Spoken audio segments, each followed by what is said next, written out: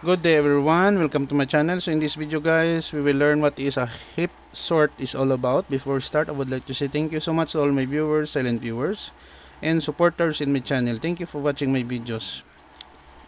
If you are new with my channel and then you like this video, please hit the like button. Don't forget to share and please support my channel guys if you are new by clicking the subscribe button. So let's begin.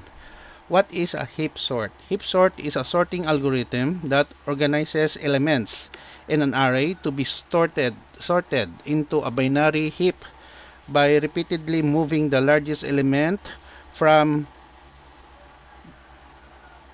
front the heap and inserting it into the array being sorted.